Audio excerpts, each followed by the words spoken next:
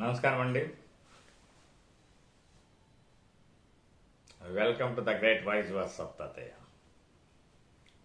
మహా అద్భుతమైన ప్రపంచమంతా ఉపయోగపడే గొప్ప టాపిక్. ఆ ఒక్కటి చాలు. ఏ ఒక్కటి, ఆ ఒక్కటే చాలు. ప్రపంచంలో ఆరోగ్యానికి మించిన సంపద లేదు. ఆరోగ్యమే మహాభాగ్యం. అంత గొప్ప ఆరోగ్యాన్ని మనం నెగ్లెక్ట్ చేస్తున్నాం. అవునా కాదా? అవును. ఎందుకు అన్నప్పుడు ఏదో రీజన్లు చెప్తున్నారు. నాకు డబ్బులు తక్కువ వస్తున్నాయి, అందుకే నేను సరిగా చూపించుకోలేకపోతున్నాం అనడము, లేదు నాకు టైం లేకుండా వ్యాపారంలో ఎక్కువ తిరుగుతుండడం వల్ల చూసుకోలేకపోతున్నా అనడము, పరుగులు కొడుతున్న ఈ జీవితంలో ఎప్పుడు ఏం చేయాలో కూడా తెలియని పరిస్థితుల్లో నెగ్లెక్ట్ చేయడము, ఇలాగ ఎన్నో కారణాలతో తమ ఆరోగ్యాన్ని కాపాడుకోవడానికి చాలామంది మరి తక్కువ ప్రయారిటీ ఇస్తున్నారు.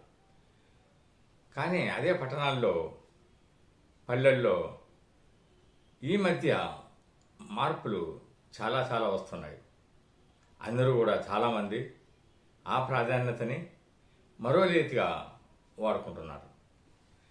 మీ అందరికీ తెలుసు, కాలం చాలా అద్భుతమైంది. ఆ కాలాన్ని ఉపయోగించుకోవడానికి అద్భుతమైన షెడ్యూల్తో ఈ కాలంలో ఎక్కడ చూసినా కానీ అర్లీ మార్నింగ్ లేచినప్పటి నుంచి పడుకునేంత వరకు బిజీ. లేస్తూనే అందరూ కూడా గ్రౌండ్లో పరిగెత్తున్నారు, యోగా సెంటర్లో పరిగెత్తున్నారు. ఎన్నో అద్భుతమైన ఆరోగ్యానికి కాపాడుకోవడానికి ఫిజికల్ ఎక్సర్సైజెస్ అలాంటివన్నీ చేసుకుంటున్నారు. అది శరీరానికి కావలసిన ప్రకృతి. ఆ ప్రక్రియ వల్ల శరీరం కొద్దిగా ఎక్సర్సైజ్ జరుగుతుంది, చాలా చక్కగా ఉంటుంది అనేది అందరి భావన. అలాగే మనసుకు మరి బాగా చక్కగా ధ్యానం చేసుకోవడము, ఆ ధ్యానం ఒకటే కాదు, మరి ప్రాణాయామాలు అన్ని సెల్స్ కూడా యాక్టివ్ కావడానికి చేసుకుంటున్నారు. ఇలా బాగానే ఉంది, అన్నీ చేస్తున్నారు, అన్నీ కూడా మేము చక్కగా చూసుకుంటున్నాము. ఒక ప్రణాళిక పద్ధతి వల్ల మేము చాలా చక్కగా ఉన్నాము. మా లైఫ్ స్టైలే మారిపోయింది, మా ఈవెన్ ఫుడ్ స్టైలే మారిపోయింది అనుకుంటూ ఎంతో ఆనందంగా గడుపుతున్నారు. ఓకే, అలా ఎంత శాతం మంది హ్యాపీగా ఉంటున్నారు ఒకసారి ఆలోచన చేస్తే? అయినా ఆ ఒక్కటే కావాలి. ఆ ఒక్కటి ఏంటి అన్నప్పుడు అదే మనం ఇప్పుడు చెప్పబోయేది. మిత్రులారా, ఈ ప్రపంచంలో చాలామంది అలవాట్లో చిన్న పొరపాటుగా ఆ జీవితాన్ని తలకిందలు చేసుకుంటుంటారు. ఎందుకు జరుగుతుంది ఆ విధంగా అన్నప్పుడు ఒకసారి ఆలోచన చేస్తే వాళ్ళు ఆరోగ్యాన్ని ఎక్కువగా పట్టించుకోకపోవడం. సగటు ఉద్యోగి ఫర్ ఎగ్జాంపుల్ తీసుకుంటే, ఉద్యోగి ఆరోగ్య మీద నిర్లప్త వైఖరి చూపడం. ఎందుకు నిర్లప్త వైఖరి చూపిస్తున్నారు అన్నప్పుడు ఆయనకు తెలుసు చాలా ఇంపార్టెన్స్ ఇవ్వాలని, అయినా ఇవ్వలేకపోతున్నాడు. కారణాలు ఎన్నో ఇందాక కూడా మనం డిస్కస్ చేసుకున్నాం. అలా చేయడం వల్ల ఏమవుతుంది, అతని యొక్క ఎప్పుడో ఒకసారి జీవితము ఏదో చాలా ఆఘాతమైన పరిస్థితుల్లో ఇరుక్కుండే పరిస్థితి కూడా చాలామందిని చూస్తున్నాం.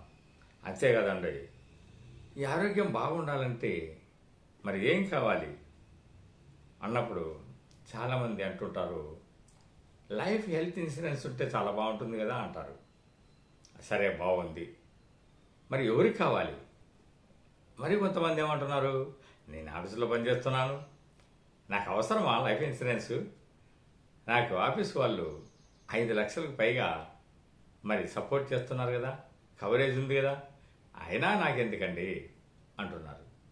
ఓకే, బాగుంది, 5 లక్షలు కవరేజ్ మీకు ఉంది, చాలా చక్కగా నమ్మగలం. అయితే ఈ సమాజం ఎలా ఉంది? కల్తీలతో పట్టేది కొడుతున్న రోజులు ఇవి. అన్నీ కూడా కల్తీలే. ఎవరినైనా అడగండి మన ఫ్రెండ్స్లో పోతూ పోతూ వాకింగ్లో కానీ లేకుంటే ఏమైనా కమ్యూనిటీస్లో కానీ ఏదన్నా కానీ కలిసినప్పుడు కానీ, అరే ఇప్పుడు ఉండే పాలు ఎలా ఉన్నాయి, బాగా పోస్తున్నాడా మీ యొక్క పాలు తెచ్చే అబ్బాయి, చక్కగా ఉంటున్నాయా, లేదు పాల ప్యాకెట్లలో అద్భుతంగా ఉంటున్నాయా అంటే ఏడపోస్తున్నారండి, ఎక్కడ చూసినా కల్తీ కల్తీ కల్తీ అంటున్నారు. మరి ఆహారం విషయానికి వస్తే, ఆ కూరగాయల విషయానికి వస్తే ఇంజక్షన్లు ఇస్తున్నారన్నారు. పండ్ల విషయానికి వస్తే త్వరగా మాగడానికి బొప్పాయి లాంటి దాంట్లకు ఇంజక్షన్లు ఇస్తున్నారు. ఇలాగా ఎక్కడ చూసినా కానీ ఇంజక్షన్లే కాదండి, అవి తొందరగా మామిడికాయలు అయితే మాగడానికి ఏదో కొన్ని రాళ్ళు కూడా పెడుతున్నారని వెనికిడి. మనం చూస్తుంటే ఎందుకు అట్లా కల్తీ చేస్తున్నారు? సోటి మానవుడిని వాళ్ళకి కావలసిన రాబడి కోసం, ఇన్కమ్ కోసం ఎన్నో విధాలుగా మోసాలు చేస్తున్నారు. మనిషి ఆరోగ్యం ఎలా బాగుంటుందండి? సడన్గా ఉన్నట్టుండి ఉన్ని ఫలానా పడిపోతున్నారు, గుండె జబ్బులు వస్తున్నాయి, ఊపిరితిత్తులు క్యాన్సర్స్ వస్తున్నాయి, ఉన్నట్లుండి ఏదో రకమైన చర్మవ్యాధులు వస్తున్నాయి, అనేక రకాలైన ఇబ్బందులు ఎదుర్కొంటున్నారు, కిడ్నీస్ ప్రాబ్లం వస్తున్నాయి. ఇవన్నీ కూడా మనం సమాజంలో చూస్తూనే ఉన్నాం. తాగుతున్న పాలు అనుకొని ఆహారం అయితేనేమి అన్నీ కల్తీలు అయిపోతున్నాయి. ఎన్నో ఆరోగ్య సూత్రాలు పాటిస్తున్నా మరి నీకు గుండెల మీద చెయ్యి వేసుకొని నేను చాలా ఆరోగ్య సూత్రాలు పాటిస్తున్నాను, ఎక్సర్సైజ్ చేస్తున్నాను, అద్భుతంగా ఆహారం యొక్క స్టైల్ ఉంది, జీవన స్టైల్ బాగుంది అనుకుని నువ్వు గుండెల మీద చెయ్యి వేసుకొని నిద్రపోగలవా? లేదే. అక్కడ కూడా మనకు ఎప్పుడు ఏ విధంగా ఏ రోగము ఏ ప్రమాదము వెంటాడుతుందో తెలియదు. ఉరుకుల పరుగుల్లో ఈ ఉద్యోగస్తులైతే పరుగులు. అలాంటి సందర్భాల్లో మనం ఎన్నో చూస్తున్నాం. పోతూ యాక్సిడెంట్లకు గురవుతున్నారు. అంతెందుకండి, మనం ఏరోప్లేన్ చూసాం, అందరూ కూడా సంతోషంగా ఫ్లైట్ ఎక్కారు, లండన్ చేరాలి. మరి ఏమైంది? టేకాఫ్ అయిన కొద్ది క్షణాల్లోనే మరి క్రాష్ అయిపోయింది.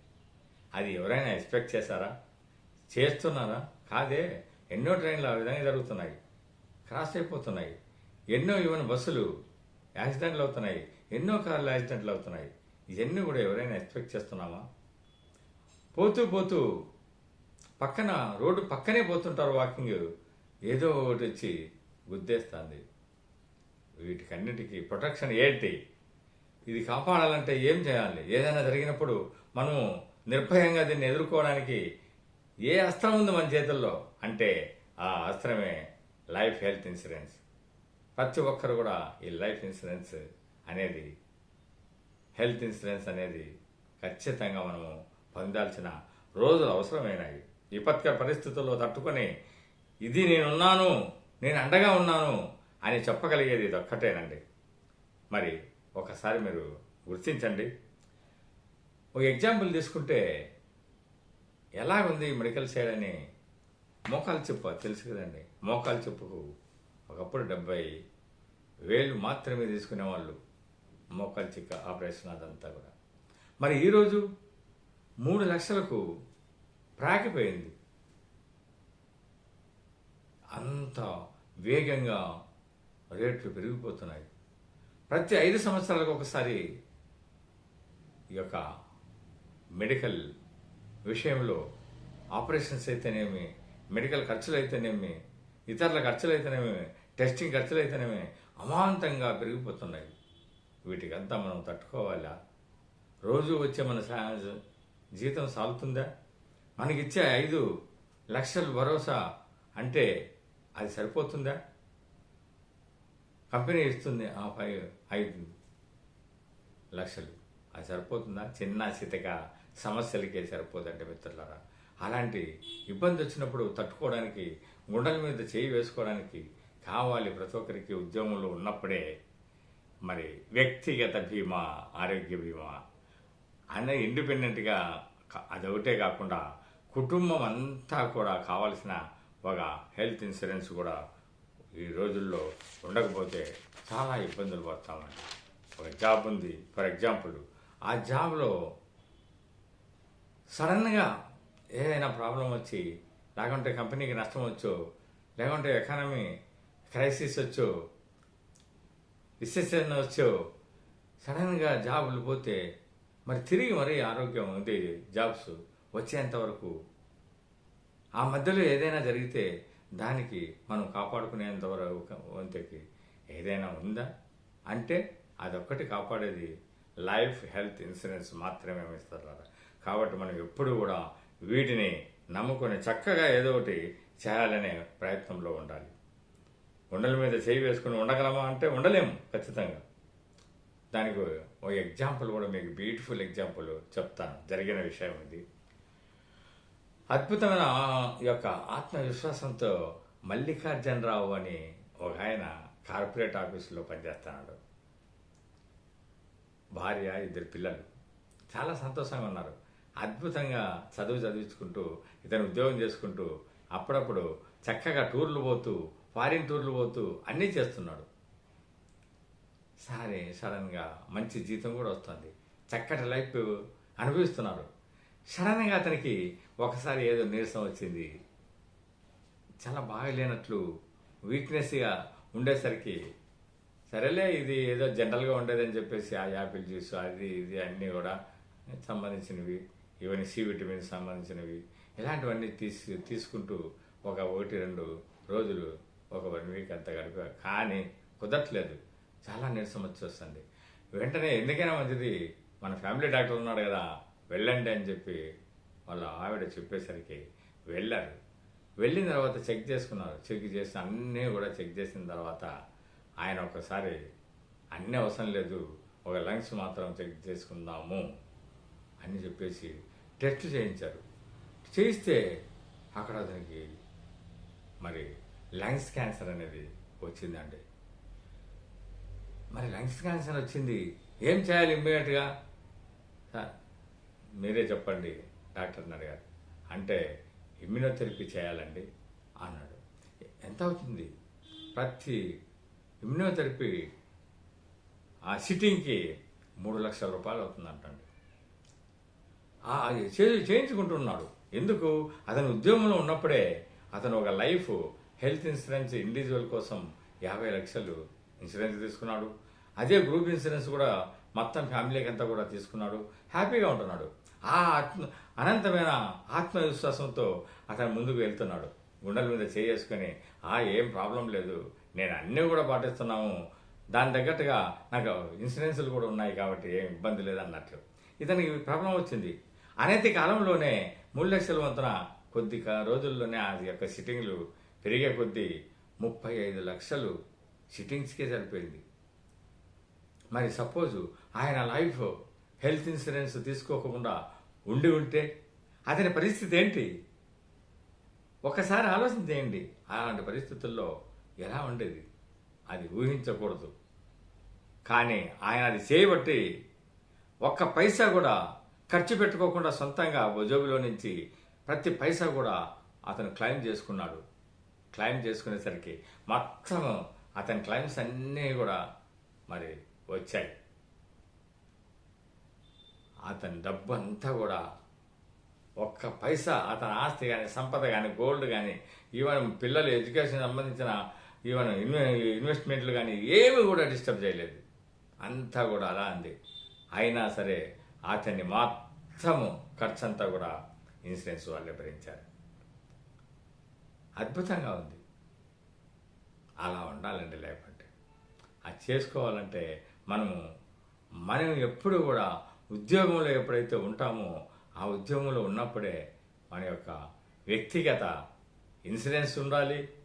దాంతోపాటు సపోజ్ ఉద్యోగంలో ఉన్నప్పుడు ఎలాగా ఇన్సూరెన్స్ ఉంటుంది, ఆ ఇన్సూరెన్స్ ఒకటే ఉంటే సరిపోదండి. ఖచ్చితంగా ఇండివిజువల్గా మినిమం ఒక 50 lakh పైన లేకుంటే 1 crore వరకు ఇలాంటి అవసరాన్ని బట్టి ఇన్సూరెన్స్లు అనేది కంపల్సరీ చేసుకోవాలి. అంతేకాదండో దీన్ని చేసుకొని గమ్మున ఉంటే కుదరదు.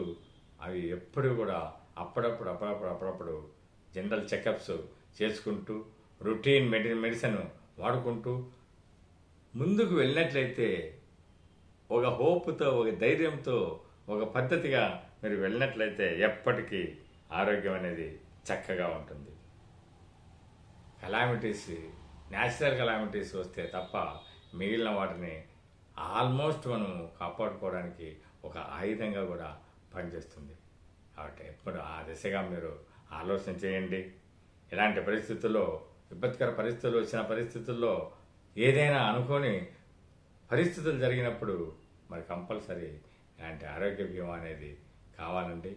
దాన్ని మనం ఉంచుకొని ఓ పక్క ఎంతో కాన్ఫిడెన్స్తో జీవితాన్ని రూపుదిద్దుకుంటూ మన పిల్లల్ని, మన భవిష్యత్తుని, మన భార్యని సంతోషంగా ఉంచుకుంటూ లైఫ్ ఆనందంగా ఉండడానికి అందరూ కూడా తోడ్పడతారని మరొక్కసారి కోరుకుంటూ, మిత్రులారా ఫైనల్గా సబ్స్క్రైబ్ చేయడం మర్చిపోవద్దు.